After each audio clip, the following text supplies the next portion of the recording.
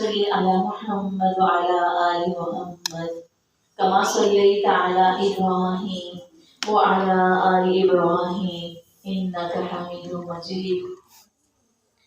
اللهم بارك على محمد وعلى آل محمد كما باركت على إبراهيم وعلى آل إبراهيم إنك حميد مجيد. ربنا ظلمنا أنفسنا وإن لم تغفر لنا وترحمنا لنكونن من الخاسرين. اللهم إنك عفو كريم تحب العفو فاعف عنا. اللهم بلغنا رمضان یا رحمان، بلغنا رمضان یا کریم یا حلیم، بلغنا رمضان. اللهم اجعل عملي كله صالحا واجعله لوجهك خالصا ولا تجعل لأحد فيه شيئا. آمین یا رب العالمین. دعا لکھتے ہیں.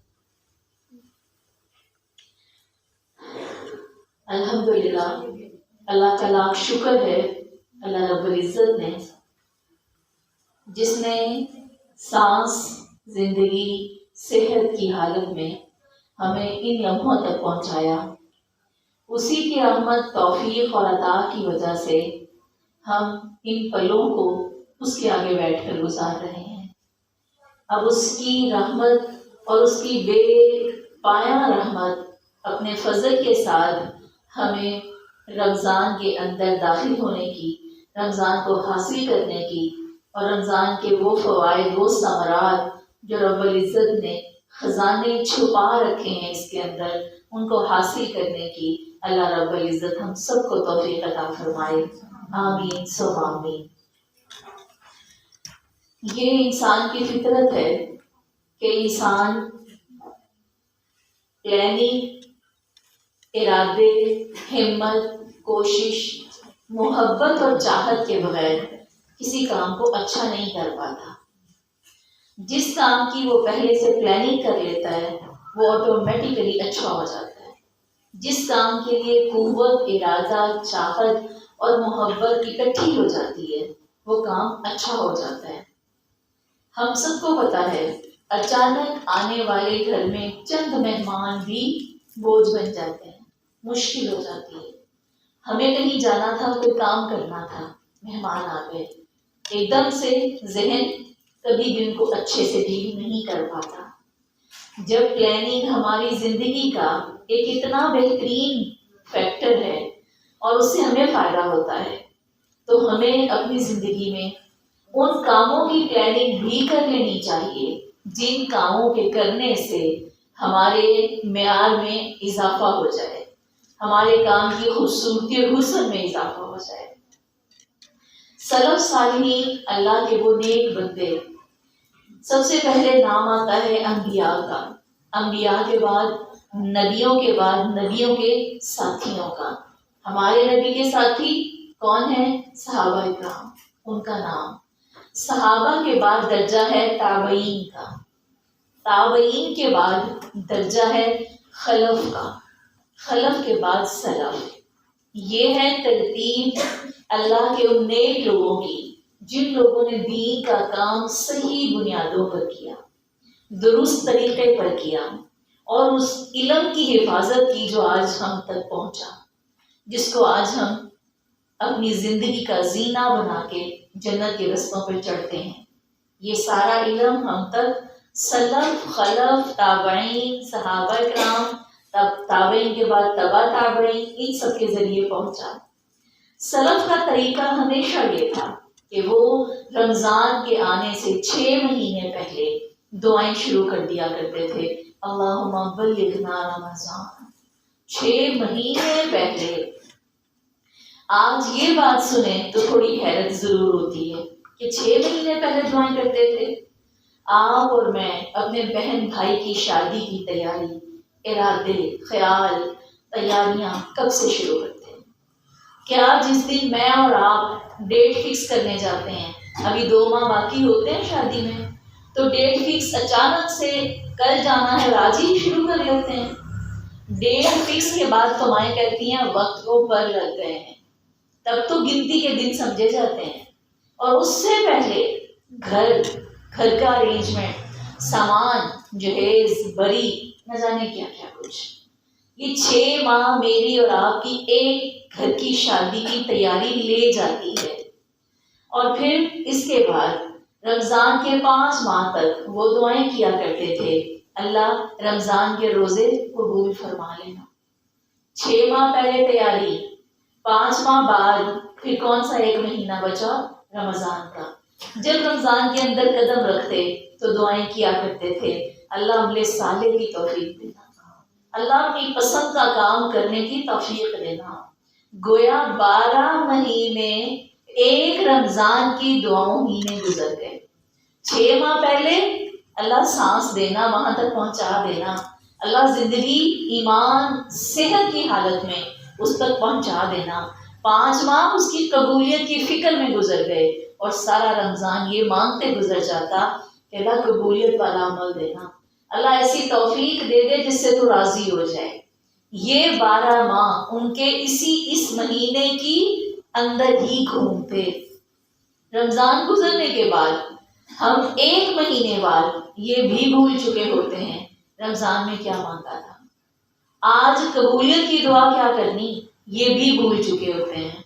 دراصل کسی بھی چیز کے لیے ہمارا مدعا، خواہش، آج ہمیں یہ چاہیے، یقین کریں پچھلا مانگا سب بھول کے ہم اس دن اسی کے ارد گرد سوچیں، فکریں، باتیں، استخارے، دعائیں، نوافل گھوم رہے ہوتے ہیں.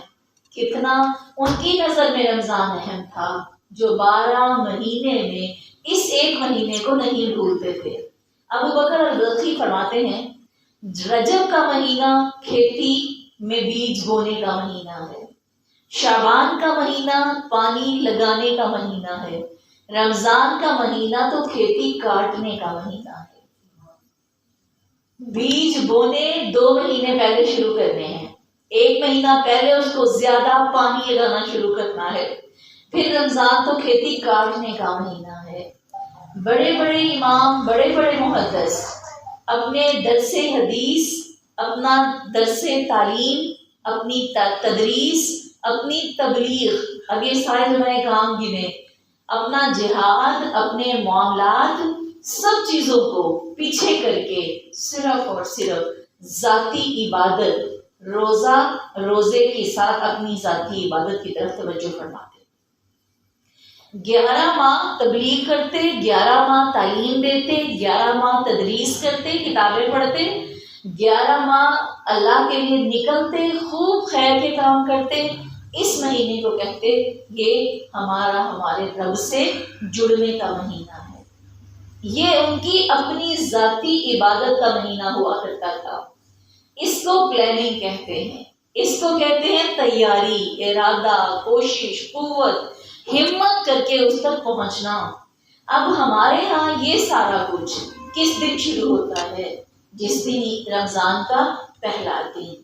اور اگر میں اس کو ذاتی طور پر پڑھتے ہوئے سوچ رہی تھی، اگر ہم 3 اشروں کا بھی سوچیں تو پہلا اشرا اب روزے کا ارادہ، اچھا نیکی کے لیے کوشش، خیال ڈھونڈتے ڈھونڈتے 10 دن لگ جاتے ہیں. دوسرا اشرا آ جاتا ہے، دوسرے اشرے میں ہم یہ فکر جمع کرتے ہیں کہ ہمیں دوڑ لگانی ہے، وقت گزر نہ جائے، اور وہ فکر اور سوچ میں گزر جاتے ہیں، اور ابھی ہم پختہ نہیں ہو پاتے، ابھی درستگی دل کی، معاملات کی کسی معیار کو نہیں پاتی. تو آخری 10 دن راتوں کے قیام، تراویح، مسجد اور عید کی تیاریاں، اور لین دین، اور تحفے تحائف، اور بازار، بس. اور یہ رمضان آیا تھا اور یہ چلا گیا. ہم نے کس معیار کی تیاری کی؟ ہم نے 2 مہینے یہ تو تھی ایک شادی کا وہ پیٹرن جو گھر میں ہوتا ہے.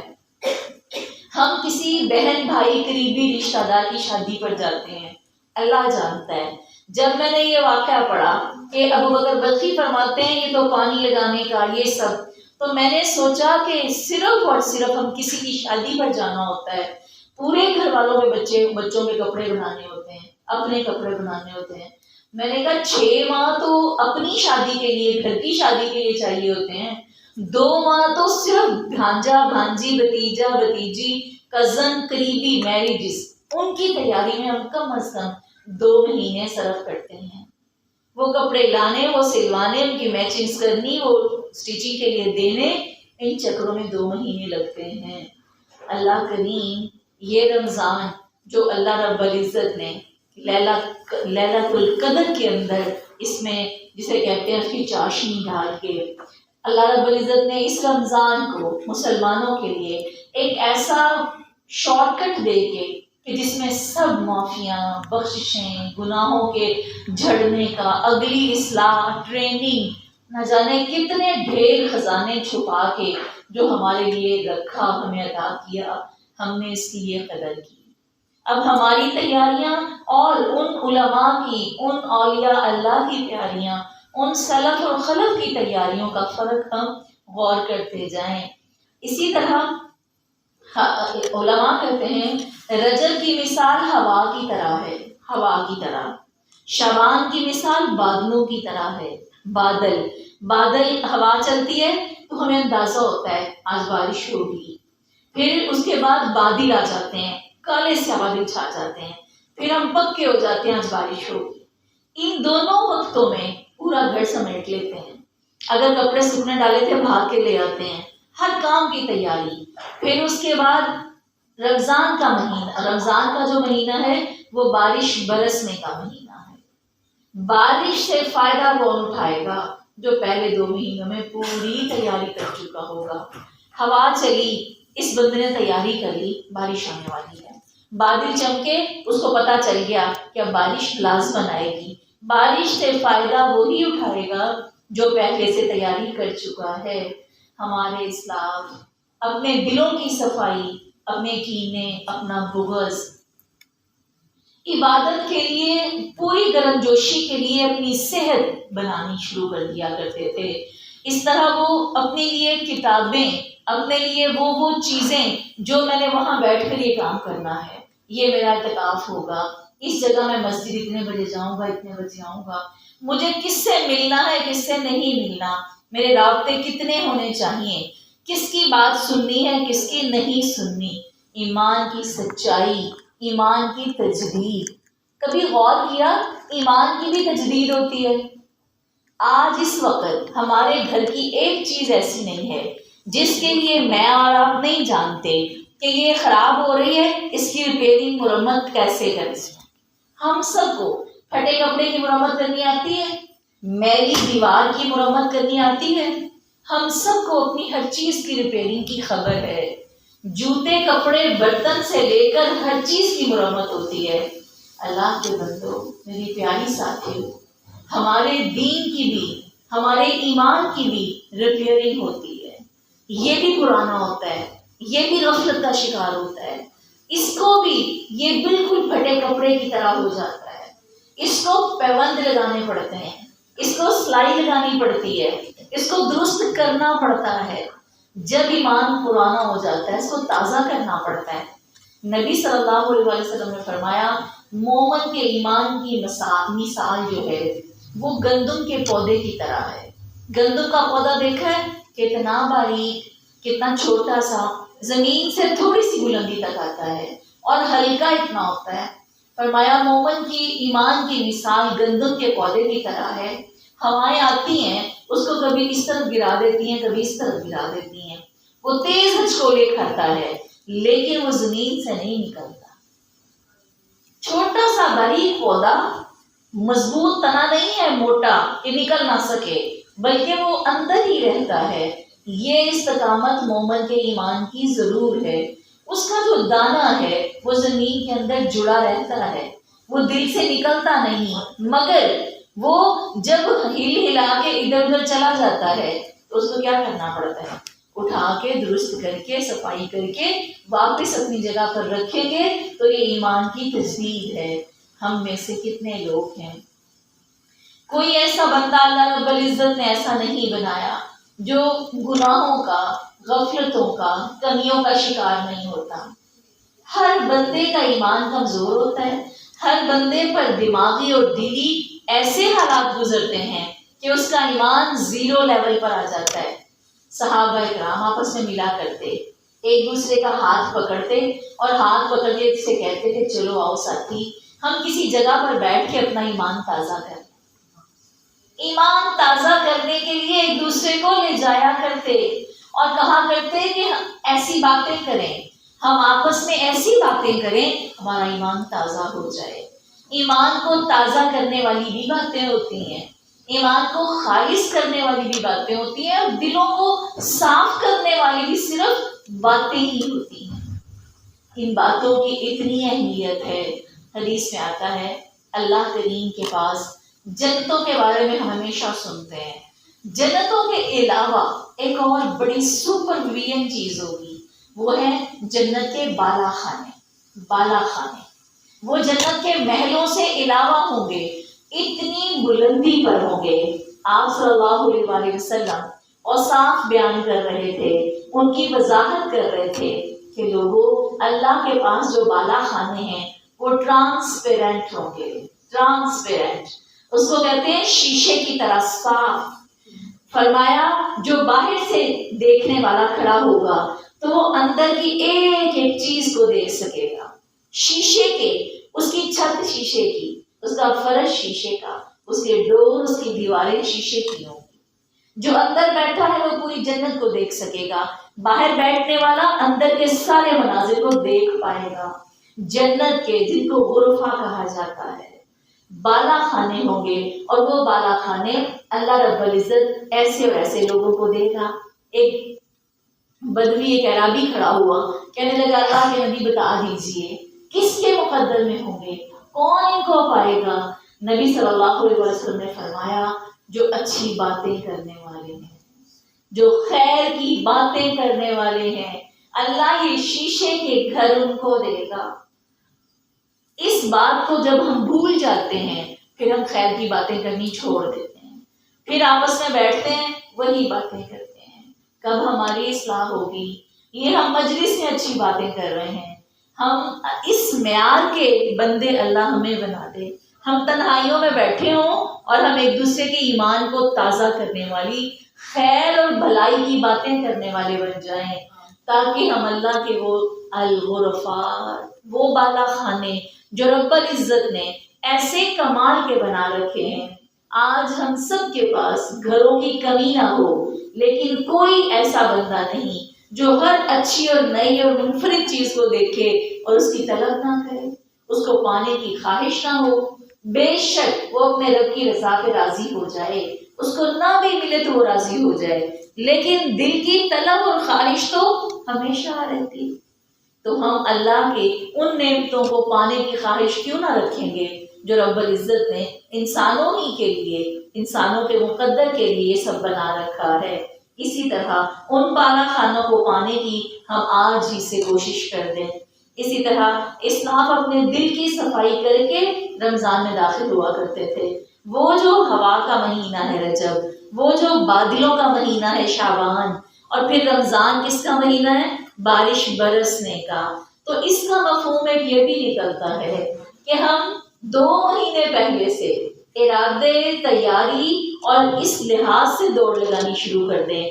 کون سی باتیں اگر مسلسل ہمارے دل میں اتریں تو ہمارے دل پہ تیز ہوا کے جھونکے کی طرح ایمان تازہ ہوگا۔ پھر وہ کون سی باتیں ہیں جو بادلوں کا کام کریں گی، وہ کون سی کتابیں، کون سا علم ہے جو لینے سے یہ سب ملے گا۔ رمضان آ جائے تو ہم آرام سے تکیے لپیٹیں اور گھروں کے اندر بند ہو جائیں۔ اصل رمضان کا ماخذ یہ تھا، میں نے اور آپ نے قدم ہی رمضان میں گھر سے نکالنا ہے، چلنا ہی تب ہے، اٹھنا ہی تب ہے۔ آج اس وقت جتنے ممبرز ہیں دیکھیے گا رمضان کو رش ہو جائے گا۔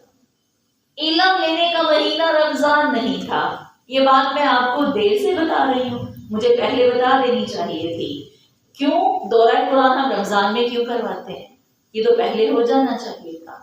دراصل بات کچھ یوں ہے، ہر چیز اپنے علاقے، اپنے لوگ اور ضرورت کے مطابق ہوتی ہے۔ جب ہمارے ہاں لوگ رمضان سے پہلے نہیں نکلتے، اس بار ہم نے کچھ دن پہلے دورہ قرآن شروع کروایا، اس سے پہلے ہم ذرا 10 دن پہلے شروع کرواتے ہیں، اس بار ہم نے 20 دن پہلے شروع کروایا، اور آپ سب نے حاضرین کی حاضری دیکھی، کیا صورتحال رہی۔ اس وقت لوگوں نے علماء کو مجبور کر دیا کہ وہ علم کا سفر بارش کے مہینے میں، عبادت کے مہینے میں کرتے ہیں۔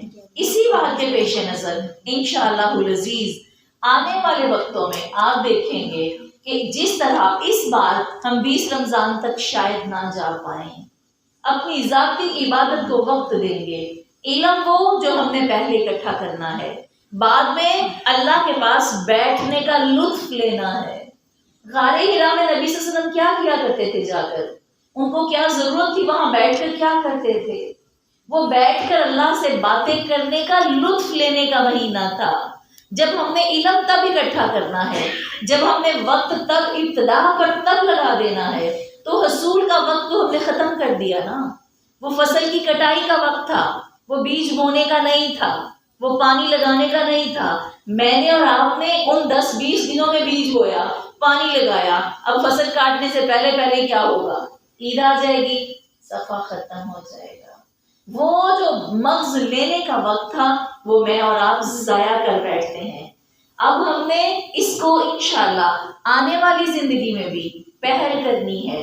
اس بار دورہ قرآن 20 دن پہلے شروع ہوا، میرے رب نے زندگی اور صحت دی تو اگلے سال 30 دن پہلے شروع ہوگا۔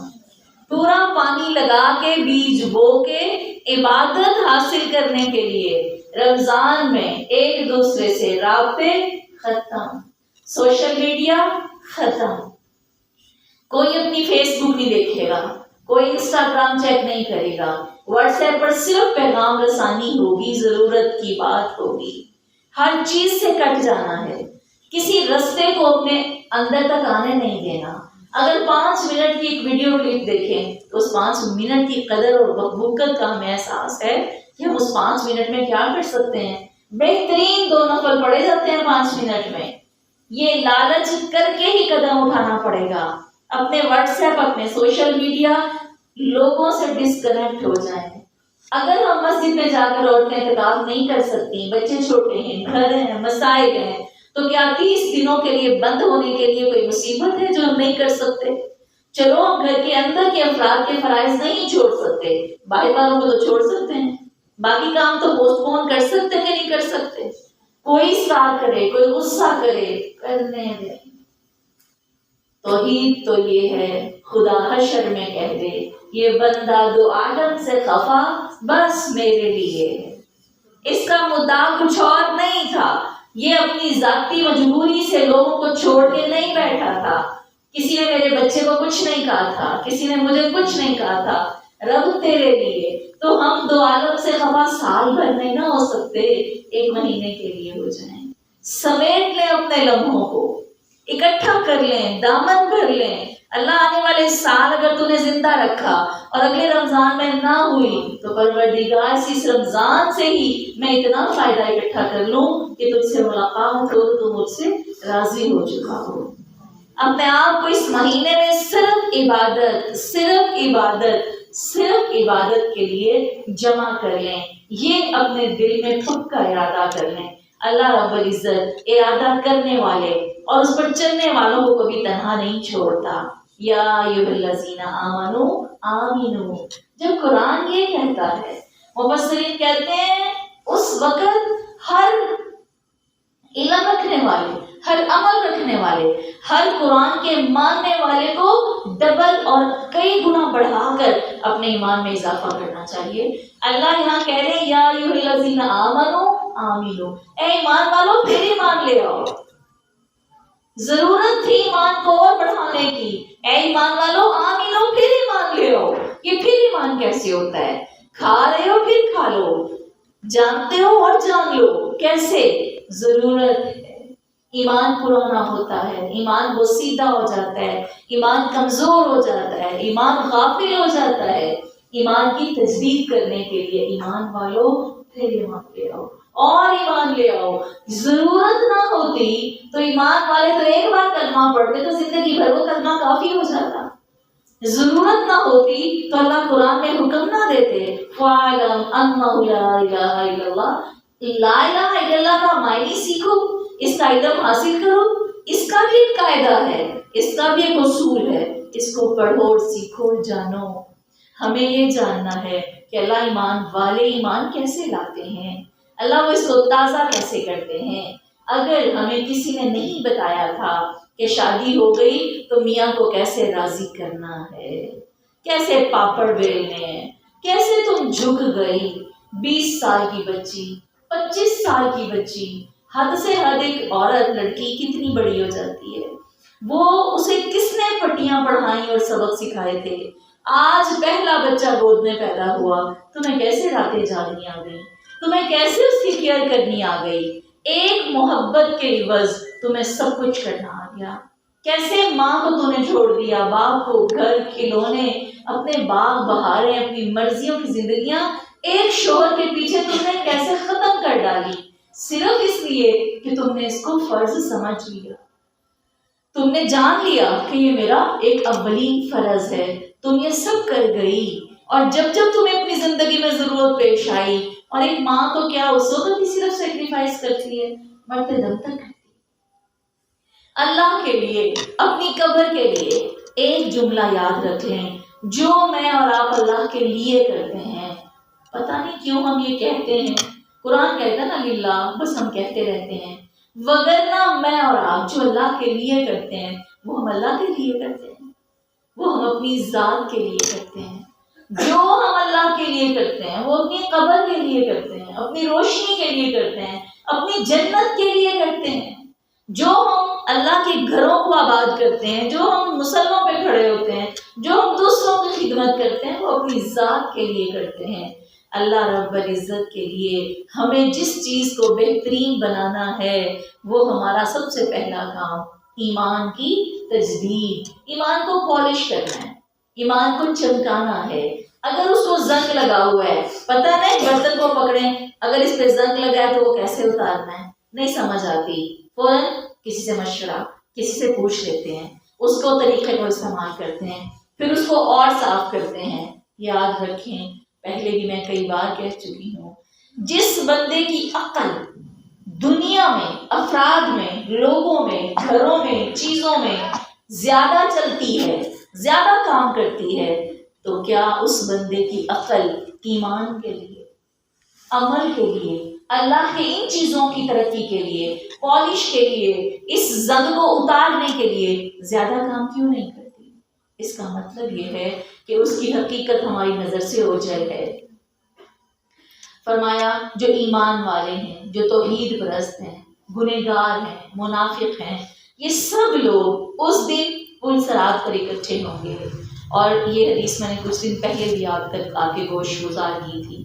پھر لائٹ چلی جائے گی، جب لائٹ چلی جائے گی میرے اور آپ کے پاس جو نور دیا جائے گا، صرف اس دن کون ہوں گے؟ جو کلمہ گو ہوں گے۔ اور کن کو نور ملے گا؟ صرف انہی لوگوں کو ملے گا۔ جب وہ نور ملے گا، پوری زمین اور آسمان اور ہر چیز اس وقت اندھیرے میں ہوگی، نہ سورج، نہ چاند، نہ ستارے، نہ کسی چیز کی روشنی۔ وہ نور کس چیز کا نور ہوگا؟ ایمان کا نور ہوگا۔ جس نے اپنے ایمان کو جتنی ترقی، جتنی پالش، جتنا بہترین کیا ہوگا، وہ اسی کے بلبوتے پر اپنا وہ سفر کرے گا۔ تو ہمارا ایمان، ہمارا نور، ہماری روشنی اکٹھی ہونے کے لیے کتنی کو بے چین ہے، کتنی اپنے اندر طلب رکھتی ہے۔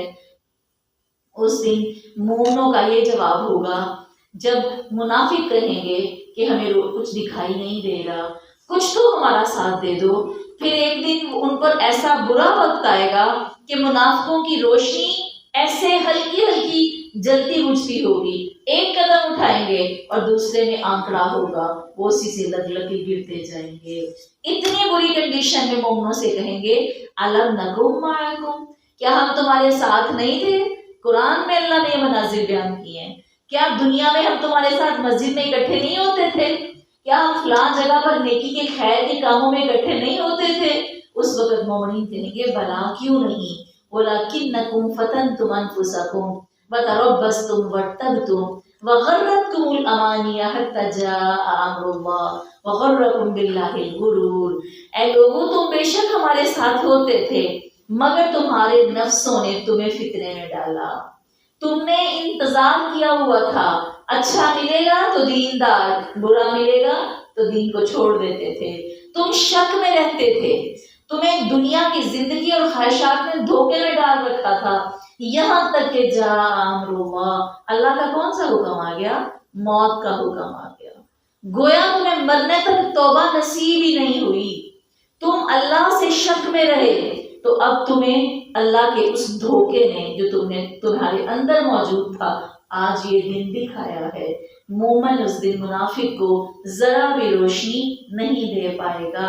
اسی طرح ہم نے اب یہ اپنا حساب لگانا شروع کرنا ہے، پروردگار روزے رسم کی طرح پورے کرنے لگے ہیں یا عبادت کرنے لگے ہیں یا عادت پوری کرنے لگے ہیں یا شوق ذوق پورے ہوا ماحول میں پھیلا ہوا ہے، شیطان بندھا ہوا ہے، سارے ہی دوڑ لگا رہے ہیں، کیا ہم اس لیے روزے رکھنے لگے ہیں یا اپنے ایمان کو تازہ کرنے لگے ہیں یا رب کی رضامندی کو پانے لگے ہیں؟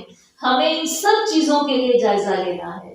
یہ جتنی باتیں میں نے بولی، کل رات سونے سے پہلے اپنے آپ سے بات کر کے سوئیے گا، اللہ کرنے کیا لگے ہیں، درجے کس پہ کھڑے ہیں، قدم کہاں رکھنے لگے ہیں؟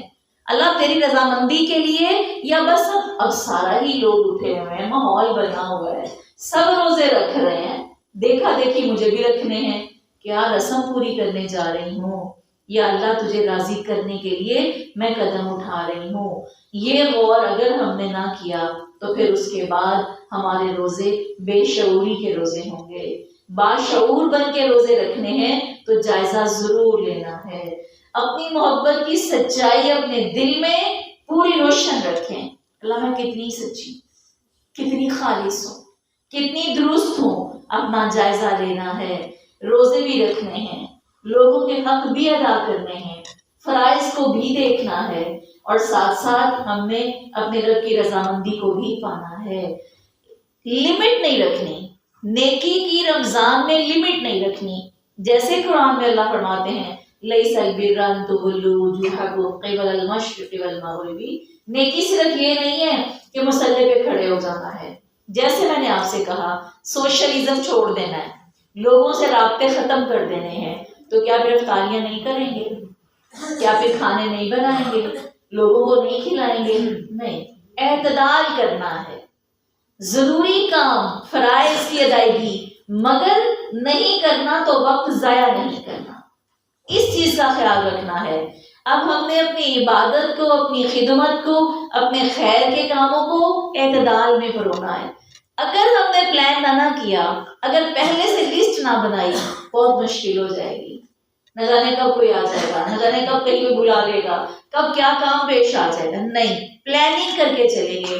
آج ہم انگلیوں پر گنیں گے کہ یہ 20-25 کام ہم سب نے پورے کے پورے جائزے لے کر کرنے ہیں، تاکہ ہم اندازہ لگا سکیں کہ یہ جو فصل بونی ہے، جو اس فصل میں بیج لگانا ہے، یہ پورا کام کر بھی سکیں گے کہ نہیں کر سکیں گے۔ پہلے 10 دن اتنی دوڑ لگا لیں کہ کمال کر دیں، پھر ہم ڈاؤن ہو جائیں۔ ہمیشہ انسان کے ساتھ ایسا ہوتا ہے، وہ جب تیز قدم چلتا ہے تو تھکتا ہے، گرتا ہے، یہ بھی ہوتا ہے۔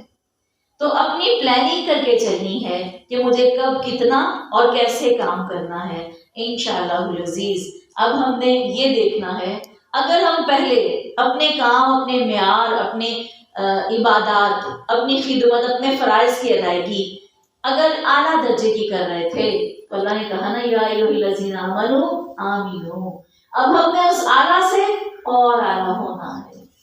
اگر ہم پہلے مومنین تھے، اب کیا بننا ہے؟ وَهُمْ بِالْآخِرَةِ هُمْ يُوقِنُونَ، اب یقین والے بننا ہے۔ ایمان چھوٹا درجہ ہے، یقین اس سے اوپر درجہ ہے۔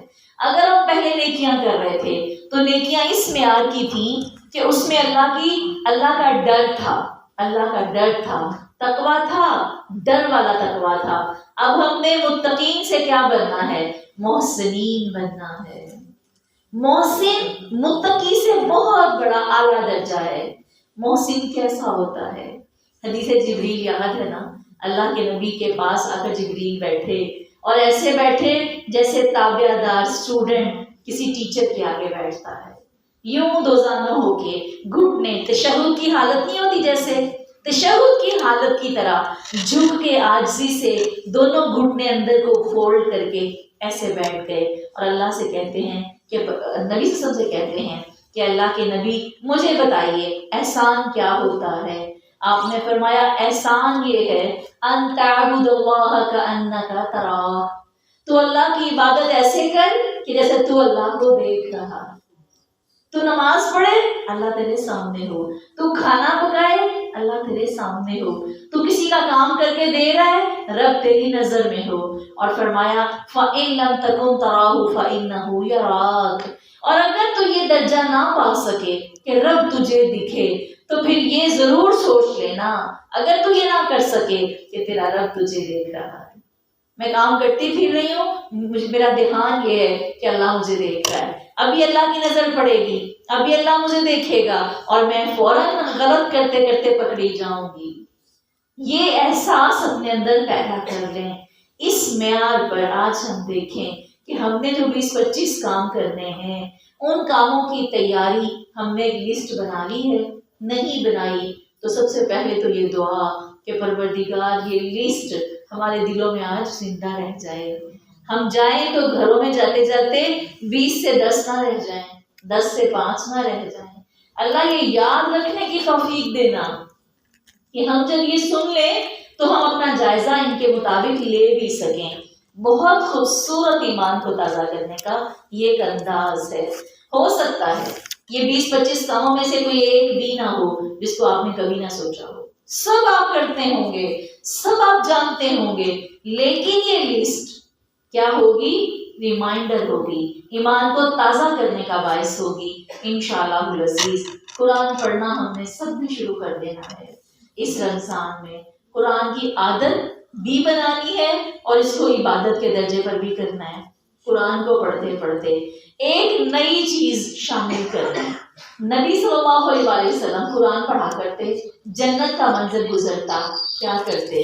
اللہم اجعلنا منہم، اللہ ہمیں ان میں شامل کر دے۔ قرآن پڑھتے ہوتے جہنم کا ذکر گزرتا، فوراً کہا کرتے اللہم لا تجعلنا منہم، اللہ ہمیں ان میں شامل نہ کرنا۔ دوران قرآن مانگی ہوئی دعا سیدھی عرش پہ جاتی ہے۔ قرآن پڑھ رہے ہوتے اور سلف اور خلف کیا کیا کرتے تھے؟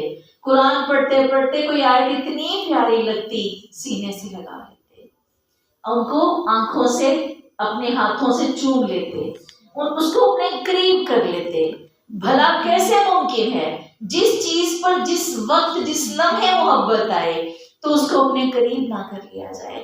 کتنا رواج ہے ہمارے ہاں، قرآن نیچے گر جائے، قرآن کو کھولنے سے پہلے چومنا ماتھے سے، وہ بدعت ہے، وہ گناہ ہے۔ ابھی اس پر کھولا بھی نہیں اور پیار آ گیا، زمین پہ گر گیا تو پیار آ گیا اور ہم نے یہ کر لیا۔ سلف یہ صرف اس وقت کیا کرتے تھے جب ان کے اندر یہ جذبہ آتا تھا اس لمحے کے لیے۔ اور کیسے ہو سکتا ہے جس چیز سے محبت ہو اس کو ساتھ لگانے کو جینا چاہے؟ یہ عمل ہم قرآن کے اندر پڑھتے پڑھتے محبت کے دوران کر سکتے ہیں۔ اس کے بعد ہمیں اپنے جذبوں میں اضافہ کرنا ہے۔ یہ سب کام ہیں جو آپ کر رہے ہیں، آپ پلان کر چکے ہیں اور آپ انشاءاللہ کریں گے، لیکن اس کے اندر جذبوں میں فرق پیدا کرنا ہے۔ نمبر 2، اللہ کی مجلس میں پہلے بھی آتے ہیں، پہلے بھی قرآن کو سنتے ہیں، اب بھی سنیں گے، لیکن وہاں آ کر وہ برکت جو رحمان نے اس کے اندر پرو دی ہے، ہر بندہ اپنے گھر سے نکلے گا نا تو یہ سوچ کر نکلے گا، اب ادھر ادھر دیکھے گا، یہاں پر گزرنے والے جتنے کیڑے مکوڑے میرے لیے دعائیں کر رہے ہیں۔ ان چیزوں کی اصل تصویر یقین کس کا نام ہے؟ ایمان اس کا نام ہے کہ آپ نے سن رکھا ہے، ہاں یہ کرتے ہیں اور بس۔ یقین اس چیز کا نام ہے قدم اٹھاتے رکھتے چلتے آتے جاتے وہ آپ کو محسوس ہو، دل میں اس کی برکت محسوس کریں، اس خوش نصیبی کو۔ کیسے میرا اور آپ کا دل بدلے گا؟ کیسے ایمان کی ٹھنڈک پائے گا؟ ایمان کی حلاوت کیسے محسوس کرے گا؟ اس کے انہی بتائے ہوئے کاموں کو حقیقت کی نظر سے دیکھ دیکھ کے رستے میں چلتے آئیں اور سوچیں کہ دیکھیں میرے لیے تو اتنی چیزیں تو، اور پھر جو یہ لفظ ہے نا، ہر کچی ہر پکی اینٹ دعا کرتی ہے، تو آپ گھروں کو دیکھیں اور سوچیں جو اتنی ٹاپ پہ منزل اس بندے نے بنا رکھی ہے نا، اللہ جانے اللہ کرے اس کے لیے بھی دعا کرتی ہو، لیکن کتنی مزے کی بات ہے نا، اس کے لیے پتہ نہیں کرتی ہے کہ نہیں کرتی، منزل اس نے بنا رکھی ہے لیکن یہ منزل میرے لیے دعا کر رہی ہے۔ خوشی کیسے پیدا ہوگی؟ اس دل کو خوش کیسے کرنا ہے؟ اللہ کی خوشخبریاں سنی اور وہیں رکھ دی اور چلے گئے۔ یقین یہ ہے، ایمان بس یہ ہاں سن رکھا ہے یہ کرتی ہیں، یہ ایمان ہے۔ اور ہم نے آج کیا پیدا کرنا ہے؟ یقین پیدا کرنا ہے، جذبوں کو اتنا بہترین بنانا ہے۔ اللہ یہ میرے لیے دعائیں کر رہی ہیں اور اللہ میں اس سے کسی بھی دعا سے محروم نہ رہ جاؤں۔ مسجد میں گئے اور ہم میں سے کون اس بات کو نہیں جانتا کہ مسجد میں فرشتوں کی حاضری ہوتی ہے؟ اس جگہ پر بیٹھے ہیں، اللہ کا درس سن رہے ہیں، اللہ کی بات سن رہے ہیں۔ حدیث کیا کہتی ہے؟ چاروں اطراف وَحُفَّتْ عَلَيْهِمُ الْمَلَائِكَةُ عَلَيْهِمُ الْمَلَائِكَةُ، ان پر فرشتے ایسے اپنے پروں سے ان پر چھت کر دیتے ہیں۔ اوپر بھی چھت کر رکھی ہے فرشتوں نے، رائٹ لیفٹ بھی چھت ہے، اور حدیث کہتی ہے ان کے پاؤں کے نیچے پر بچھائے ہوتے ہیں۔ کتاب میں خود یہاں ایسے کھڑے ہیں، باؤنڈری وال بنا کے کھڑے ہیں، خود مجسم فرشتہ نور ہوتے ہیں۔ فرشتہ جو ہے وہ مجسم نور، اور وہ ہمارے ایسے ارد گرد کھڑے ہیں۔ ایک امیجن کرنا ہے نا، ایک پر ان کا میرے سر پہ اور ایک پر ان کا میرے پاؤں کے نیچے ہے، خود وہ سائڈوں پہ کھڑے ہیں۔ اس برکت کو محسوس نہ کیا تو یقین کا درجہ نہیں ملا، بس ہاں ٹھیک ہے سنا ہے، فرشتے آتے ہیں چلے جاتے ہیں، وہ بھی شاید ہمیں لگتا ہے ہمیں خالی آتے ہیں چلے جاتے ہیں، اور ہم بھی خالی آتے ہیں چلے جاتے ہیں۔ آج ہم نے اس رمضان سے پہلے اس تیاری کو ایسے کرنا ہے کہ ہم نے محسوس کرنا ہے رب العزت میں تو فرشتوں کے پروں پہ جھول رہی ہوں، میں تو فرشتوں کے پروں کے نیچے پھر رہی ہوں۔ پھر ایسا ہم پر منظر آئے گا کہ ہم جمعہ پڑھ رہے ہوں گے تو ہمیں کوئی ارد گرد کی خبر نہیں ہوگی۔ پھر واقعتاً ہم جمعہ میں بیٹھے مسجد کے اندر تراویح میں ہوں گے، اللہ کی مجلس میں جس جگہ ہوں گے اس وقت ہم اس کو محسوس کر رہے ہوں گے۔ نمبر 4، ہمیں اللہ کے نبی صلی اللہ علیہ وسلم کو فالو کرتے ہوئے نماز سے اپنی آنکھوں کی ٹھنڈک وصول کرنی ہے۔ آپ کہا کرتے تھے یا بلال اقم الصلاۃ ارحنا بہا، اے بلال نماز قائم کرو، جلدی سے جاؤ اذان دو، ارحنا بہا ہمیں اس سے راحت پہنچاؤ۔ اب ہمیں یہ دیکھنا ہے میری نماز میری آنکھوں کی ٹھنڈک ہے کہ نہیں، میرے دل کی راحت ہے کہ نہیں۔ جیسے نماز پڑھنے سے پہلے دل کی حالت تھی اب نماز کے بعد بھی ویسی ہے، تو فوراً اپنی نماز کا جائزہ لیں، اس کو درست کریں، اس کو پیارا بنائیں، اس کو اچھا کریں۔ یقین کریں جتنی بڑی بڑی ذمہ داریاں میں آپ کو دے رہی ہوں نا، اللہ جانتا ہے آسان نہیں ہے، آسان نہیں ہے، فوراً سے یہ ہو نہیں جانی، یہ کوئی بٹن نہیں ہے جو دبا دینا ہے تو کام چل پڑے گا۔ آج سنیں گے کتنی تڑپ سے دعائیں مانگیں گے، کتنا روئیں گے، تو کہیں جا کے یہ مراد ملے گی، کہیں جا کے یہ سب بٹن کھلیں گے، اور اس کے کھولنے کے لیے بڑی کوشش اور کاوش کی ضرورت ہے۔ روزے کو رکھنا ہے، کس درجے کا رکھنا ہے؟ ایک حدیث یاد کریں، ان گنت حدیثیں روزے کی فضیلت، روزے کی حلاوت، اس کی تمام چیزوں کے لیے ہمیں ایک چیز یاد کرنی ہے، الصوم لی وانا اجزی بہ۔ اللہ کہتے ہیں روزہ میرے لیے ہے اور میں ہی اس کا بدلہ دوں گا۔ ہم نمازیں پڑھتے ہیں، فرشتے آتے ہیں اٹھا کے لے جاتے ہیں، اٹھا کے تو روزہ بھی فرشتے لے کر جاتے ہیں، اس کا عمل، اس کی نیکی، اس کی مقدار، اس کی تعداد، اس کا تعین، اس کی نیت، اخلاص فرشتے لکھ ڈالتے ہیں۔ کیا نہیں لکھتے؟ روزے کا اجر لکھ نہیں سکتے۔ فرشتے کہتے ہیں اللہ آ گیا روزہ آ گیا، اس کا کیا اجر لکھیں؟ اللہ کہتے ہیں ہم لکھ ہی نہیں سکتے۔ الصوم لی، روزہ صرف میرے لیے ہے، وانا اجزی بہ، صرف میں۔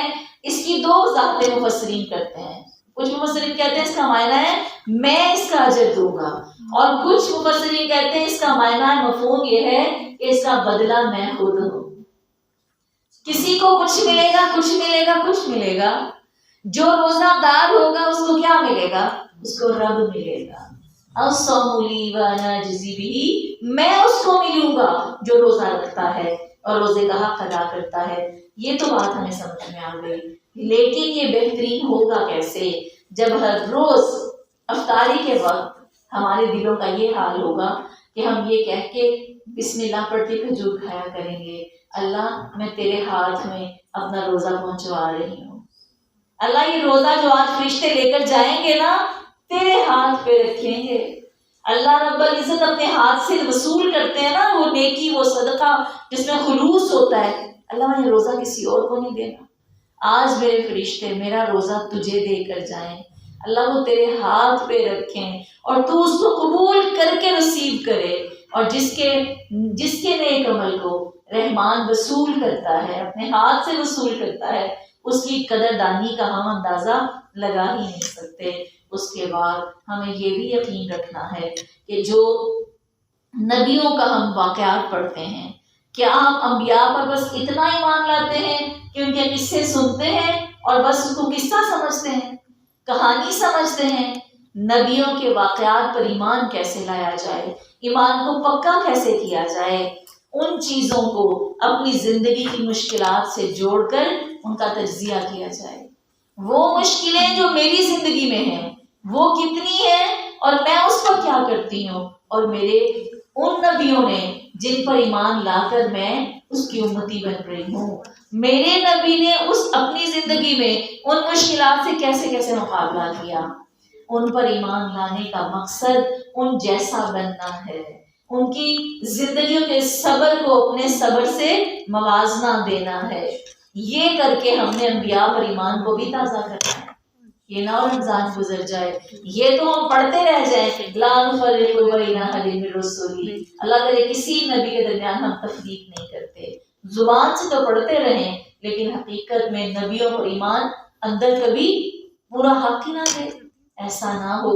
اسی طرح پھر اتنے کام ہیں کہ آپ آج ضرور تھکیں گے سنتے وقت، لیکن انشاءاللہ اگر ہم اس کو 30 دنوں پر بھی جوڑ لینا اور ایک دن ایک کام پر بھی توجہ دینے لگ جائیں، اگرچہ یہ 30 دن فصل کاٹنے کے تھے، چلو رب العزت اگر یہ بیج بونے کے بھی بن جائیں تو تب بھی ہم کسی نہ کسی کھاتے میں تو شامل ہوں گے نا.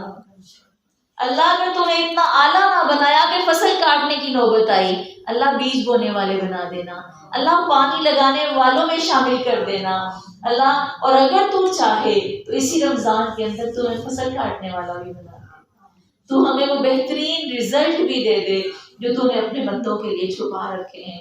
اس کے بعد ہمیں یہ سوچنا ہے، اپنا یہ جائزہ لینا ہے کہ وہ جن اور شیاطین جیسے فرشتے ہمارے ارد گرد رہتے ہیں، صبح و شام آتے جاتے کرامن کاتبین ہر وقت بیٹھے ہیں، ان کا احساس بھی تو زندہ کرنا تھا. اب ہم نے جن اور شیطان کا احساس بھی زندہ کرنا ہے. حیرت نہیں ہوئی؟ ان کو کیوں سوچنا ہے؟ اگر ان کو نہیں سوچیں گے تو ان سے بچنے کی تو پھر ہمیں کبھی کوشش اور خیال بھی نہیں آئے گا. کون ہمارے دل کو ہر لباس پکڑتے وقت بسم اللہ پڑھنے کی توفیق دے گا اگر یہ احساس ہی بھول گیا کہ شیطان ساتھ ساتھ چل رہا ہے؟ گھر سے نکلتے وقت بسم اللہ ہی توکلت والی دعا پڑھنی کیسے یاد رہے گی؟ یہ بہت بڑی حقیقت ہے کہ جن اور شیاطین بھی کون ہیں؟ جن ہی تو ہیں، مگر جب وہ بدتمیز ہیں، شرارتی ہیں، تنگ کرتے ہیں تو جن ہیں، شیطان ہیں. ان کا بھی ہماری زندگی میں بہت بڑا کام ہے، بہت بڑا کام ہے. جیسے ہم نے ان کے احساس کو اس لیے زندہ کرنا ہے، دل میں وسوسہ آئے گا تو اگر شیطان کا خیال مٹ گیا نا جس بندے کو، اور کون پاگل ہے جو اپنے دشمن سے بے خبر ہو جائے؟ ہماری ملاقات ہوتی ہے اور ہمیں پتا ہے یہ ہمارے باپ کا قاتل ہے، یہ ہمارے خاندان کا ویسے ہی دشمن ہے، اس کے دل میں ہمارے لیے اچھائی نہیں ہے. دشمن تو چھوٹی بھی ہو سکتی ہے، بڑی بھی ہو سکتی ہے. اس کے سامنے بات کرتے کیا کرتے ہیں؟ ڈرتے ہیں کہ نہیں ڈرتے؟ باتیں کس کے ساتھ کی جاتی ہیں؟ جس سے یہ امید نہیں ہوتی کہ یہ میرا برا چاہے گا.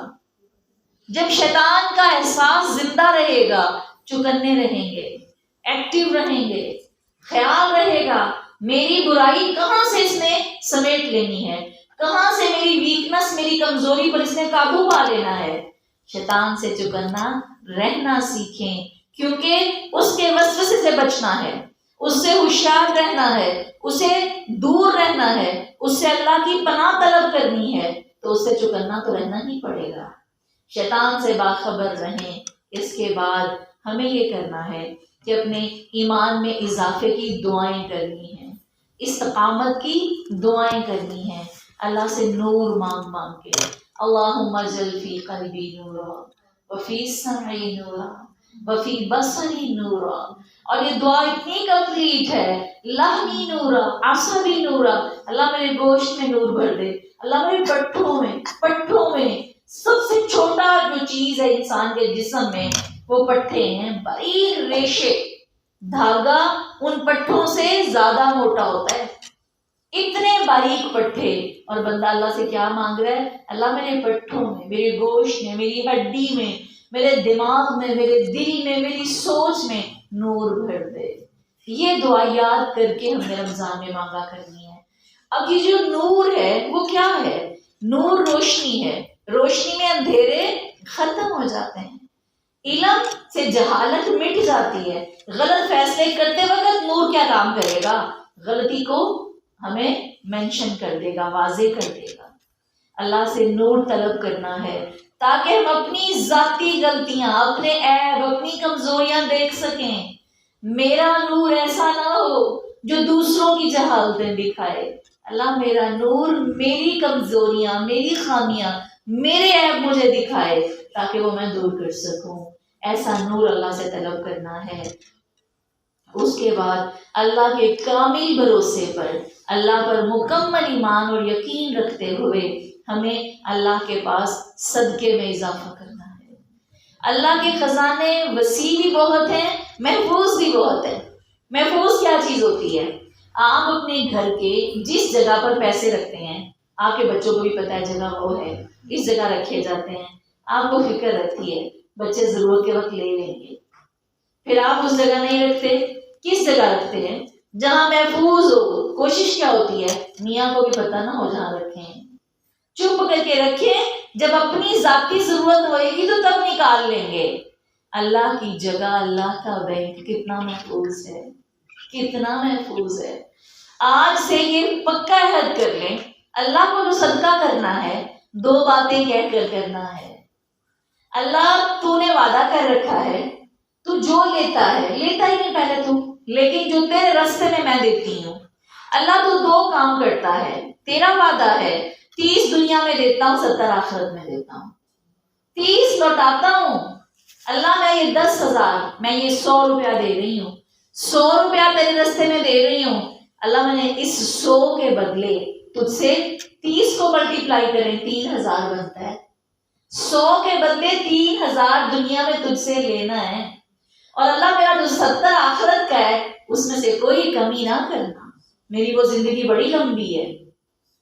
اللہ دنیا تیری ہے، تو نے اس دنیا کی ضرورتیں بنائی ہیں، میں کھاؤں گی نہیں، زندہ نہیں رہوں گی، میں اگر صحت نہیں ہوگی تو مجھے ضرورت پڑے، اللہ یہ دنیا بھی تیری ہے، تجھ سے 100 روپیہ دے کے 3000 لینا ہے، اللہ محروم نہ کرنا، اور اللہ 70 میں کمی نہ کرنا، آخرت کی زندگی بڑی لمبی ہے، اللہ میں نے قبر میں بھی آنا ہے، اللہ میں نے پل صراط سے بھی گزرنا ہے، اللہ میں نے وہاں میدان عرفات میں بھی کھڑے ہونا ہے، اللہ بھی بڑے اندھیرے بھی دیکھنے ہیں میں نے، تو روشنی دے دینا۔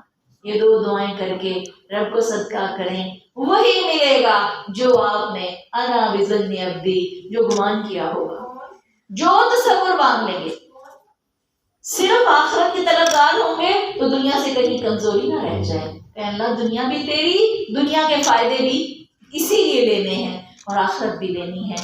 جو اپنے رب کو یہ کہہ کے زیور دیتا ہے، جو رب کو یہ کہہ کے پیسہ دیتا ہے، جو رب کو جو کہہ کے اللہ اس کو اسی جگہ وہی چیز لوٹا دیتا ہے۔ رب رحیم ہے، رب کے پاس دینے کی کوئی کمی نہیں ہے۔ ایک خوبصورت دعا یہ آپ کے سامنے خوبصورت ہاتھوں نے خوبصورت طریقے پر لکھی ہے، اللہ ان ساری خوبصورتیوں کو دائمی کر دے، لکھنے والے کو، پڑھنے والے کو، یاد کرنے والوں کو اللہ اپنے قریب ایسا حسن دے دے جو حسن اس دنیا سے انوکھا ہی ہو۔ اللہ بڑھ کے ہی مانگتے ہیں، چھوٹا مانگنے والا تو نے بنایا ہی نہیں. اللہ چھوٹا مانگنے والا نہیں نہ بنایا ان فقیروں کو، تو اللہ تعالیٰ بھی بڑا ہی کرے.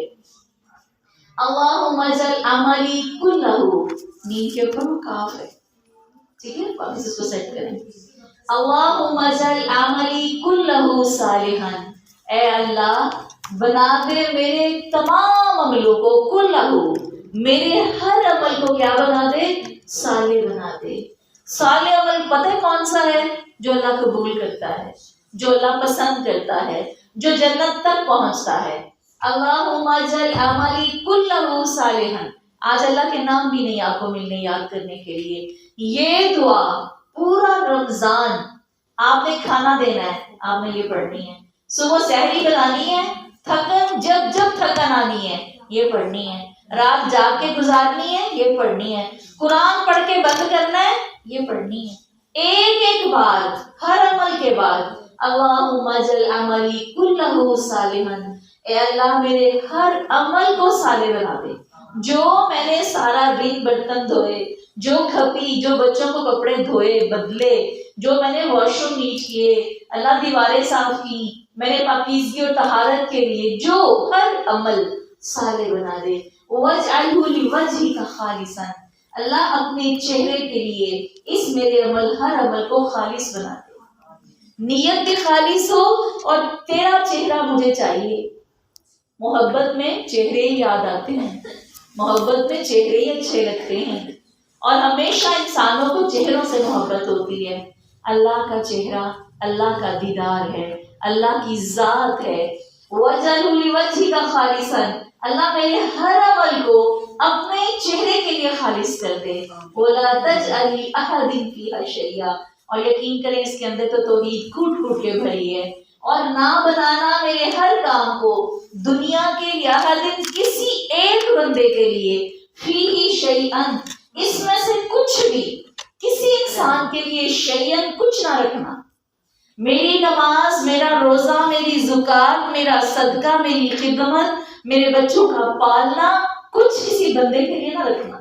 کسی چیز کو بھی، ہر چیز کو لیوجہک خالصا، اللہ اپنے چہرے کے لیے خالص کرتے.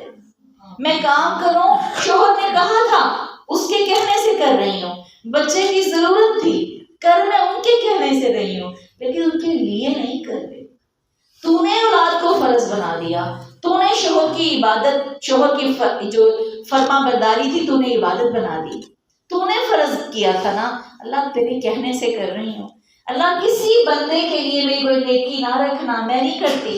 کوئی بہن، کوئی سہیلی، کوئی ماں باپ، کوئی قریبی، کوئی دور کا بندہ، اللہ میں اپنی اولاد کے لیے نہیں مر رہی، اولاد کے لیے تیرے کہنے سے مر رہی ہوں. اللہ مجھے اپنے طالب علموں کو اتنا وقت دینا تیرے لیے، کوئی کچھ نہیں رکھتا، کوئی رشتہ، کوئی چیز میرے لیے کوئی حیثیت نہیں رکھتی. بہت خوبصورت دعا ہے، اس کو ضرور یاد کریں. ہو سکے تو کل آتے ہی سنائیں تاکہ اچھی سی پختہ ہو جائے، تاکہ الفاظ کی ادائیگی ایک دفعہ درست ہو جائے. اللہم اجعل عملی کلہ صالحا. میں نے اس لیے یہاں تک پڑھی، پورے لفظ پڑھے، ایک ایک نہیں پڑھا کہ ایک جملہ تو پورا ہونا چاہیے نا. اللہم اجعل عملی کلہ صالحا واجعلہ لوجہک خالصا ولا تجعل لأحد فیہ شیئا. آمین یا رب العالمین. اس دعا کو ہر عمل، کھجور کسی کو دے دی، یہ دعا پڑھ لیں. جب یاد آئے اللہ خالص اپنے لیے کر لینا. کسی بندے کے لیے میری کوئی نیکی مجھے نہیں دینی، مجھے کچھ نہیں چاہیے بندوں سے، اللہ تجھ سے چاہیے ہر چیز. اس کے بعد ہم نمبر 11 پہ اپنے سحری کے خاص عمل کو نہ بھولیں. سحری میں کیا کرنا ہے؟ دہی جما کے رکھنا ہے، کھانے کی اتنی روٹیاں پکانی ہیں، دسترخوان کہاں دھو کے رکھنا ہے، سب کچھ یاد رہے گا، بھول نہیں جانا. ہر بندہ اپنی کوشش کے مطابق اس ٹائم خواتین نفل بھی پڑھتی ہیں، قرآن بھی پڑھتی ہیں، تلاوت بھی سنتی ہیں، مگر ان سب کے ساتھ استغفار. سحری کے وقت میں نفل رہ جائیں، قرآن نہیں پڑھا جاتا، ڈیوٹی زیادہ ہے، ذمہ داری زیادہ ہے، ایک چیز نہیں بھولنی، استغفار، وبالاسحار هم یستغفرون۔ اللہ نے صفت بیان کی، جو میرے بندے ہیں وہ سحری کے وقت کیا کرتے ہیں؟ معافیاں مانگتے ہیں، استغفار۔ بے شک ہر وقت کی تقسیم اللہ کی تقسیم ہے، اور جو اس کے بتائے ہوئے اوقات میں جو کیا گیا کام ہے نا، اس کی فضیلت میری اور آپ کی مرضی سے کیے کام سے کئی گنا زیادہ ہوگی۔ ہمارا دل چاہے تھوڑا وقت بچ گیا ہے، فٹافٹ نفل بھی تو 2 پڑھنے ہیں نا، وہ بھی پڑھ لیں اگر توفیق ملے، لیکن اگر کوئی کام جو کرنا ہے، اور یہ کام تو زیادہ آسان نہیں ہے، روٹیاں پکائیں سب سوئے ہوئے ہیں، استغفار، اللہ میرے گناہ معاف کر دے، اللہ تو مجھے دھو دے، اللہ میرے دل کو دھو دے، دماغ کو دھو دے، میری نسلوں کو صاف کر دے، اللہ میرے اعمال کو صاف کر دے، استغفار۔ یہ ہمارا سحری کا نہ چھوٹے، باقی جو کام اللہ نے لکھے ہیں وہ تو ہم نے اس کی توفیق سے کرنے ہیں۔ نمبر 12، ہم اذان کا جواب پہلے بھی دیتے ہی ہوں گے، پہلے بھی ہم اذان سنتے ہیں اور جواب انشاءاللہ دیتے ہوں گے۔ اب کی بار ہم نے اس ایمان کے ساتھ اذان سننی ہے کہ آج اس نے فرمایا اذان اور اقامت کے درمیان جو دعا مانگی جاتی ہے وہ قبول ہوتی ہے۔ اذان کا جواب دینے کے بعد رضیت باللہ ربا وبالاسلام دینا وبمحمد صلی اللہ علیہ وسلم نبیا ورسولا، اگر یہ یاد ہو تو یہ بھی پڑھ لیں، پھر جو مانگیں گے مل جائے گا۔ اذان کا جواب پہلے سے زیادہ بہترین طریق پر دینا ہے۔ نمبر 14، اشراق کی نماز سے کیا حاصل کرنا ہے؟ اشراق کی نماز تو پڑھنی ہے نا، لیکن اشراق کی نماز کی فضیلت کیا بتائی گئی ہے؟ حدیث اشراق کی نماز کی فضیلت کیا بتاتی ہے؟ جسم کے 360 جوڑ ہیں اور ان کا صدقہ نکل آتا ہے۔ یہ بھی ایک ٹپ ہے، اپنی نیت بنا لیں۔ آپ نے اشراق کی نماز سے اپنی صحت، اپنی نسلوں کی صحت مانگنی ہے، صحت اکٹھی کرنے کے لیے۔ صحت کیسی؟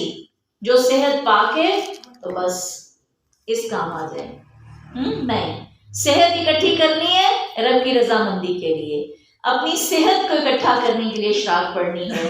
حضرت ابن رجب فرماتے ہیں کہ عائشہ رضی اللہ عنہا رمضان کے دنوں میں صبح کے وقت اپنا قرآن کی تلاوت فرمایا کرتی، قرآن کی تلاوت پڑھنے کے بعد پھر وہ اشراق تک جاگتی، اشراق کے بعد سو جایا کرتی، سورج نکلنے کے بعد سوتی۔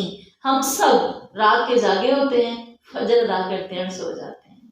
تھوڑا سا نیند کو 1-آدھا گھنٹہ آگے لے جائیں۔ انہی چیزوں کے پیش نظر ہم نے اس بار دورہ قرآن کا وقت 1 بجے رکھا ہے، وہ آرام کرنے میں گزارتے ہیں، وہ وقت سونے میں گزار دیں۔ اگر ہم 11:30 بجے بھی اٹھیں تو ٹو مچ ٹائم ہے سونے کا، نیند خوب پوری ہو جاتی ہے۔ 12 بجے بھی اٹھیں کوئی کمی نہیں رہتی، اور آرام سے تیاری کریں اور اللہ کے گھر میں نکلتے آئیں، اور انشاءاللہ اسی طرح ترتیب بنا لیں۔ اشراق پڑھنی ہے اللہ سے صحت مانگنے کے لیے، اور اتنی ترقی کہ اللہ صحت کے ساتھ ایمان ہے، صحت کے ساتھ عبادت ہے، صحت کے ساتھ خدمت ہے، صحت کے ساتھ فرائض کی ادائیگی ہے اور نوافل کی ادائیگی ہے۔ اس کے بعد پکا اپنے دل میں ایک چیز یہ رکھ لیں، ارادہ باندھ لیں، کم از کم 3 قرآن پورے کرنے ہیں، میک شور کر لیں، ذہن کو ایسے جوڑ لیں۔ 1 قرآن کہاں؟ دورہ قرآن میں۔ 1 قرآن کہاں؟ اپنے ہاتھوں میں، تنہائیوں میں، خلوتوں میں، کسی بھی وقت میں اللہ کے سامنے، صرف جہاں آپ ہوں گے اور آپ کا رب ہوگا۔ 1 قرآن کہاں جائے گا؟ تنہائی کا قرآن ہوگا۔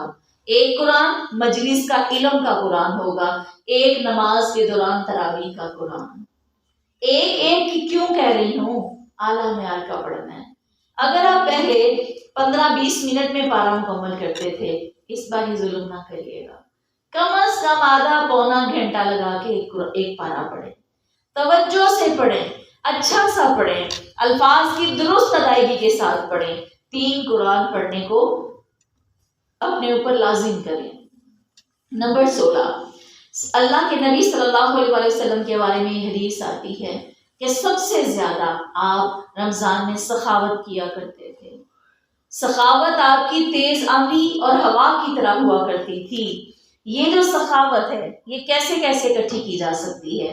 اس سخاوت کو صرف پھر ایک جگہ پر نہیں رکھنا، ہر خیر ہر نیکی میں سخاوت، اذکار زیادہ، صدقہ زیادہ، خرچ زیادہ، اور خرچ کرنے کے لیے کپڑے، جوتے، لباس، گھر، برتن، اشیاء، سب میں سے ایک ایک حصہ ضرور دیں، ایک ایک حصہ۔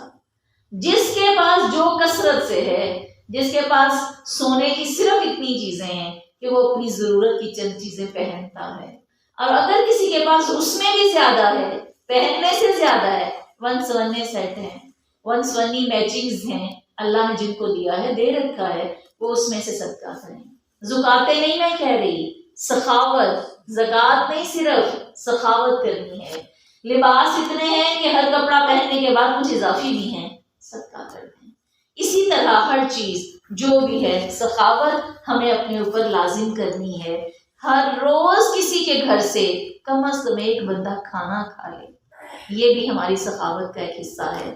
اپنی محنتوں کی سخاوت کریں، ہر چیز کو اللہ کے راستے میں ایک حصہ شامل کریں۔ نمبر 17، ہمیں یہ بھی دیکھنا ہے کہ ہمارے جو ہے کھانا کھلانے کا، تو اسی کے اندر سخاوت کا آ گیا کہ آپ نے فرمایا، قرآن پاک کہتا ہے یطعمون الطعام علی حبہ مسکینا یتیما واسیرا، وہ جو اللہ کی محبت میں کھانا کھلاتے ہیں نا، کسی مسکین، کسی یتیم، کسی اسیر، قیدی کو، اس میں ایک چیز ضرور شامل رکھیں، یہ جو کھانا کھلانا ہے نا، یہ ہر ایک کو ثواب ہے۔ کھانا امراء کو کھلائیں تب بھی ثواب ہے، غربا کو کھلائیں تب بھی ثواب ہے، رشتہ دار کو کھلائیں تب بھی، ہمسایوں کو دیں تب بھی، اس کی تخصیص نہ کیا کریں۔ جو گھر میں آ گیا، کھانا بنانے کی دراصل عورت کے لیے زیادہ محنت ہے۔ اگر کوئی مرد پوچھے نا کہ راشن دے دیں گے کھانا، تو کہیں گے راشن دے دیں، کیوں؟ پکانے کا مسئلہ۔ کسی سے کہیں کہ بانٹنا ہے، لوگوں کو بانٹ دیں گے گھر میں بلا کے، کہیں گے نہیں آپ لوگوں میں بانٹتے ہیں، کیونکہ گھر میں پکا کے کھلانا سب سے مشکل ہے، اور جو مشکل ہے اس میں اجر بھی زیادہ ہے۔ اس کے بعد ہمیں روزے کے دوران اپنی زبان کی حفاظت کرنی ہے، زبان کی حفاظت کرنی ہے۔ کوئی ایسا بد نصیب نہ ہم میں سے ہو، ادھر سے اپنی فصل بناتا جائے، ادھر سے وہ کتروا کے ضائع کرتا جائے۔ ایک چوہا کترنے کے لیے ہو، ایک چوہا، اور پورے کے پورے کپڑوں کے تھان ہو، کیسے کترتا ہے، کس رخ پہ کترتا ہے، کوئی اس کے اندر سوراخ اور کوئی خرابی کرنے کی کسر رہ جاتی ہے۔ اگر ہم گناہ کا صرف ایک چوہا ہی زبان کی صورت میں پال لیں، اور ادھر سے ڈھیروں میں ڈھیر ہم نے لگائے ہوں نیکیوں کے، تو ایک چوہا ہی کافی ہے نا۔ اسی لیے اس کے کترنے کا اتنا سا بھی ہم نے کوئی حصہ نہیں رہنے دینا۔ زبان کی خاص حفاظت کرنی ہے، ہمیشہ اپنے آپ کو اس طرح کا اس دوران رکھنا ہے کہ ایک بھی گناہ کسی نیکی کو کھانے کا باعث نہ بن جائے۔ اللہ ایسی نیکیاں کرنے کی توفیق دے دے کہ گناہوں کو کھانے کا باعث بن جائیں۔ اللہ ایسے گناہ نہ ہوں جو نیکیوں کو کھانے کا باعث بن جائیں۔ اس کے بعد ہمیں جمعے پڑھنے کا ایک خاص اہتمام کرنا ہے، ایک خاص تیاری کرنی ہے۔ اگر ہم میں سے کتنے خوش قسمت وہ ہوں گے جو پورے رمضان کے 4 یا 5 جمعوں کے اندر 4 یا 5 اونٹ قربان کر دیں۔ کون ہے ہم میں سے جو عید الفطر سے پہلے اتنی قربانیاں دینے پہ قدرت رکھتا ہو؟ نہیں ممکن۔ تو یہ کتنا آسان نسخہ ہے، یقین کے ساتھ جائیں کہ اونٹ کی قربانی لینی ہے، اونٹ سے نیچے راضی نہیں ہونا، اونٹ سے نیچے راضی نہیں ہونا، چھوٹی قربانی نہیں لینی، وگرنہ آپ سب کو پتا ہے آخری قربانی تو انڈے کی بھی مل ہی جانی ہے۔ انڈے کی تو سارا دن دوڑ نہ لگانی کہ بھاگے جائیں پہنچے، میک اپ ہوا نہیں ہوا، کپڑے استری تھے نہیں تھے، کیا کنڈیشن تھی۔ یا اونٹ پالیں یا پھر انڈا پالیں، مرضی ہماری ہے، لہٰذا اس پر خاص توجہ دینی ہے۔ اس کے بعد اپنی قوت اکٹھی کرنی ہے کہ اللہ ایسی قوت، ایسا جذبہ، وہیں سے جہاں سے بات شروع ہوئی تھی کہ پہلے اگر ہم نے پانی لگایا ہوگا، بیج بویا ہوگا، تو علم کا رستہ ضرور کھلا رہے۔ اگر پورے 30 دن چھوٹا سا بھی کوئی ذریعہ نہ ہوا، کوئی ایک کتاب، کوئی ایک بات ہم تک نہ پہنچی، جیسے جمعے کا خطبہ ہے، جیسے کسی ایسی چیز کا، تو پھر ہم بالکل دوبارہ سست ہو جائیں گے۔ ہمیں علم کا ایک دروازہ کھلا رکھنا ہے۔ زیادت الایمان بالعلم، علم کے ساتھ ایمان زیادہ ہوتا ہے، وہ زیادت الایمان بالعمل، اور عمل سے بھی ایمان زیادہ ہوتا ہے۔ ہم نے جو چیز حاصل کرنی ہے وہ عمل کی ترقی کے لیے کرنی ہے، ایمان کو پکا کرنے کے لیے کرنی ہے۔ ایک اور ہم نے کام یہ کرنا ہے 20ویں نمبر پر، ہر رات نیکی کے حصول پر شکر ادا کرنا ہے۔ ہر رات، وہ پورے دن کو ایک دفعہ سونے سے پہلے تھک ٹوٹ کے اللہ جو کمر میں درد ہو رہی ہے نا، آج تھوڑی محنت زیادہ کی تھی، تیرا شکر کہ تو نے توفیق دی، کمر تو بھی میں سوؤں گی ٹھیک ہو جائے گی، پر شکر ہے اللہ تو نے توفیق دی۔ شکر کرنے سے کیا ہوتا ہے؟ اگلا دن چڑھے گا، اللہ نیکیوں میں اور زیادہ آپ کو ترقی دے گا۔ شکر کرنے سے اس چیز میں اضافہ ہوتا ہے نا، ہم ملنے پر، عطاؤں پر، رزق پر شکر کرتے ہیں، کرنا بنتا ہے، لیکن ہمیں نیکیوں کی توفیق پر شکر سیکھنا ہے۔ اس رمضان ہمیں ہر روز اللہ سے نیکیوں پر شکر کر کے سونا ہے۔ اللہ تیرا شکر، پاؤں آج ہیں کہ نیچے زمین پہ لگ نہیں رہے، پنڈلیاں تو پنڈلیاں، ایڑیوں کا پچھلا حصہ کتنا دکھتا ہے، دباتے وقت، سوتے وقت جب شدید درد ہو تو کہیں اللہ تیرا شکر، تو نے اس پنڈلی سے جو کام لیا نا، آج جو میرے سے کام لیا، اللہ میں تجھ پہ راضی، تیرا شکر۔ اپنی اس دن کی پوری تھکن کو شکر میں بدل دیں، اگلے دن اس سے زیادہ اللہ نیکیوں کی توفیق دے گا، اور چند دنوں میں ایسی پریکٹس ہوگی کہ وہ دردیں ساری ختم ہو جائیں گی، اور پھر شکر تو ہمیشہ باقی رہے گا، درد مٹ جائے گی، شکر باقی رہ جائے گا انشاءاللہ العزیز۔ اسی طرح وہ حدیث یاد رکھنی ہے کہ وہ جو فرشتہ صبح صبح اعلان کرتا ہے، یا باغی الخیر ابشر، صبح صبح ہر ایک رمضان کے ساتھ یہ فرشتہ آ جاتا ہے، یا باغی الخیر ابشر، اللہ کہتے ہیں کہ وہ فرشتہ اعلان کرتا ہے، اے خیر کی چاہنے والے ابشر، مبارک ہو، خوشخبری تمہارے لیے، کیوں؟ جنت کے دروازے کھول دیے گئے ہیں، جنت دلہن کی طرح سجائی گئی ہے، پوری بنی بنائی جنت، آلریڈی ایسی جنت کہ جس کے منظر دیکھیں اور پڑھیں تو کمال کے، اس کو دوبارہ سجایا جاتا ہے۔ اللہ تو نے جنت کو رمضان کے لیے دوبارہ دلہن بنایا، اور میں اپنے دل کو دوبارہ دھو کے تجھ تک نہیں آ رہی، یہ تو پھر میری کمزوری ہے۔ اسی طرح یا باغی الشر اکثر، اللہ کہتے ہیں کہ اس وقت بد دعا دیتا ہے فرشتہ، اے شر کے چاہنے والے اور زیادہ بڑھ۔ اللہ چاہتا ہے کہ تو پھر شر پہ قائم رہے، اپنے شر کو روکنے کے لیے اس فرشتے کی بد دعا، اور اپنی خیر کو بڑھانے کے لیے اس فرشتے کی دعا، حتی یقتضی رمضان، یہاں تک کہ رمضان پورا ہو جاتا ہے، لیکن وہ فرشتہ روزانہ دعا کرتا ہی رہتا ہے۔ تو جو جیسی دعا پانا چاہتا ہے وہ ویسا ہی کام کرے۔ ایک بات نہیں بھولنی، روزہ دار کی دعا قبول ہوتی ہے۔ آپ صلی اللہ علیہ وسلم فرمایا 3 لوگوں کی دعا رد نہیں ہوتی، جن میں سے ایک روزہ دار ہے، حتیٰ کہ وہ افطار کر لے۔ اگر ہم سب اپنے روزے رکھ کر نیند زیادہ لیں گے تو دعا کا تو وقت نہیں ملے گا۔ اکثر ہم راتوں کو دعائیں مانگتے ہیں، کوشش کریں دعا روزے کے بیچ میں مانگی جائے، ظہر، عصر، کوئی ایسا ٹائم رکھ لیں، فجر کے بعد روزہ تو ہو چکا ہوتا ہے، روزے کے دوران مانگی دعا قبول ہوتی ہے، یہ نہ بھولیں۔ صرف راتوں کی دعائیں نہیں کرنی، دن کو دعائیں کرنی ہے، کیونکہ روزہ دار کی دعا حدیث کہتی ہے رد نہیں ہوتی، پیچھے کی نہیں جاتی، آسمان پر چڑھتی ہے تو پھر وہ اسی وقت قبولیت کا درجہ پاتی ہے۔ اسی طرح مفسرین کہتے ہیں، علماء کہتے ہیں کہ جس وقت آسمان پر مومنوں کی سب چیزیں جاتی ہیں نا، ان کے اللہ کے پاس جاتی ہیں، تو سب سے پہلے مومن کیا آسمان پر روزہ جاتا ہے، جب روزہ جاتا ہے سب سے پہلے نماز جاتی ہے، نماز جب آسمان پر جاتی ہے، پکا نمازی ہوتا ہے تو وہ آسمان سے آدھا سفر کر لیتی ہے، پھر اس کے اندر روزہ شامل ہو جاتا ہے۔ جب مومن بندہ روزہ رکھتا ہے تو وہ بادشاہ کے دربار تک پہنچ جاتا ہے سفر، کس چیز کا؟ نیکیوں کے عمل کا۔ سب سے پہلے کیا تھا؟ نمازی، نماز کا آدھا سفر پورا ہو جاتا ہے، اور روزہ رکھنے سے اس کا پورا سفر، اور بادشاہ کے دربار تک حاضری ہو جاتی ہے اس کی ساری نیکیوں کی قبولیت کے لیے۔ پھر وہ بندہ صدقہ کرتا ہے، فرمایا صدقہ اس کی ساری نیکیوں کو ہاتھ پکڑ کے جنت میں داخل کر دیتا ہے۔ یہ تینوں چیزوں کے ملنے کے دن کون سے ہیں؟ رمضان کے دن، جس میں نماز، جس میں روزہ، جس میں صدقہ، تینوں اکٹھے ہونے والے ہیں۔ تو جس نے رب کے اس بادشاہ کے دربار تک بھی حاضری دینی ہے اور ہاتھ پکڑ کے جنت میں بھی داخل ہونا ہے، انہیں ان سب چیزوں پر عمل کرنا ہوگا۔ قرآن کی آیت کتنی خوبصورت ہے، جو بغیر خسارے کے، بغیر گھاٹے کے رب سے تجارت کاروبار کرنا چاہتا ہے، اللہ کا بزنس برسوں سے کھل رہا ہے، اللہ کے ساتھ کسی نے شراکت کرنی ہو، اللہ سے پارٹنرشپ کرنی ہو، اللہ سے کاروبار ڈیولپ کرنا ہو، تو وہ ہاتھ بڑھا لے۔